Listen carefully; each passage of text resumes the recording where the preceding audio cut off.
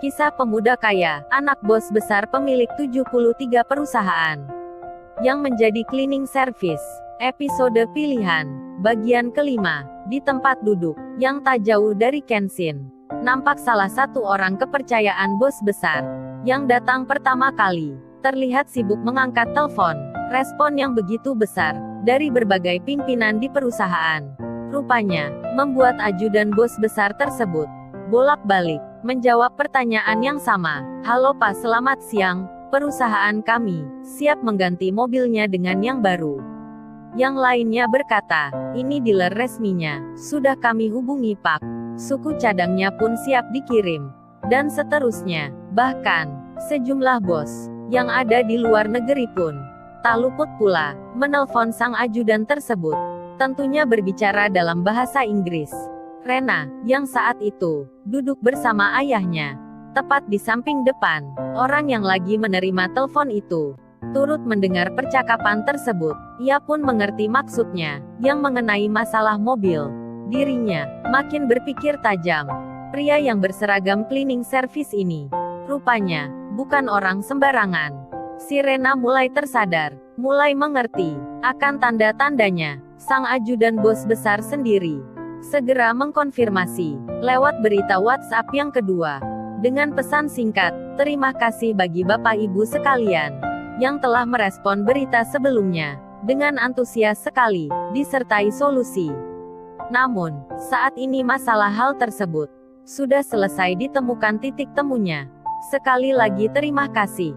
Saat itu, satu dari bos perusahaan yang ada di lobi kantor bertanya pada Kenshin, gimana keadaannya Tuan Muda? Kenshin pun menjawab, dengan pelan dan santun. Mohon maaf Bapak sekalian, kalau bisa, panggil saya Kenshin saja. Rena yang masih ada di lingkaran orang-orang penting itu, mendengarnya. Seakan, ia tak bisa berbuat apa-apa lagi, meski ini di kantornya sendiri. Kenshin pun melanjutkan, dengan menjawab pertanyaan dari salah satu orang tersebut. Ia berucap, keadaan saya baik-baik saja, syukuran. Karena orang di sini baik semua, terutama ibu pemilik mobil ini. Kenshin sambil melihat Rena. Kali ini, ia memanggil dengan sebutan yang berbeda pada Rena, karena ia berusaha untuk menutupi tentang hal yang tidak mengenakan yang baru saja ia rasakan. Rena yang mendengar hal itu, ayahnya, temannya, para admin di kantor tersebut, menjadi sok berat melihat apa yang barusan Kenshin ucapkan. Mereka tak menyangka akan sikapnya ini. Lalu, mengenai masalah mobil itu sendiri, sampai terjadi debat kecil di antara pimpinan yang ada di kantor tersebut. Layaknya saling berebut, salah satunya berbicara, biar saya saja yang mengambil alih tanggung jawabnya. Semua saling meminta. Bos yang satu berkata pada yang satunya lagi, saya aja yang mengganti kerugian dan kerusakan mobil itu.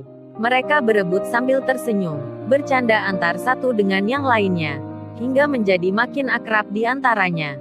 Termasuk ayahnya Rena, yang memang seusia, ikut-ikutan juga bercanda. Si Rena yang melihat dan mendengar itu, raut mukanya menjadi layu, sendu. Mau meninggalkan tempat ini, beratnya minta ampun. Begitupun dengan temannya yang lain. Jalan pikirnya langsung berubah 180 derajat. Keinginannya, lebih baik mobil yang rusak itu tak usah diganti saja. Biarin gitu aja. Namun, ia tak bisa mengungkapkannya. Terutama ia tak berani bicara dengan Kenshin, yang saat itu masih ada di depannya. Di tengah hal tersebut, tiba-tiba HP jadul Kenshin berbunyi. Tit-tit-tit, tit-tit-tit, tit-tit-tit, tit-tit-tit. Lalu, diangkatlah HP itu, yang ternyata adalah ayahnya. Gimana Ken? Masalahnya udah beres ya? Kenshin menjawab, sudah ya. Lalu, ayahnya berkata lagi, setengah jam lagi ayah ke sana. Kenshin pun menjawab, iya ya, terima kasih. Rena yang masih ada di depannya, masih terdiam. Pandangannya ke lantai, tanpa bicara. Begitupun dengan Kenshin. 20 menit berjalan, masalah mobil sudah menjadi jelas. Rena yang sebelumnya terdiam, akhirnya berani beranjak dari tempat duduknya, setelah mendapat panggilan dari seorang temannya yang memberitahukan Jikalau mobilnya harus dimasukkan ke halaman kantor, biar tidak menjadi tontonan, Rena pun bergegas keluar untuk memasukkan mobil itu, kemudian bersiap untuk menjalankannya. Sebelum itu, tiba-tiba dari belakang terdengar suara yang mendekat, seperti suara mobil yang hampir mirip dengan miliknya.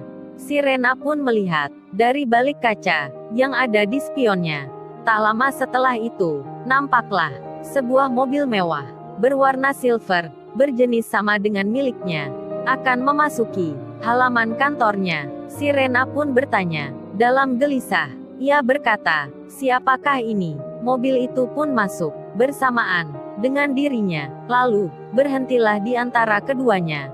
Rena yang melihat seakan penasaran, ia pun tak membuka pintu terlebih dulu.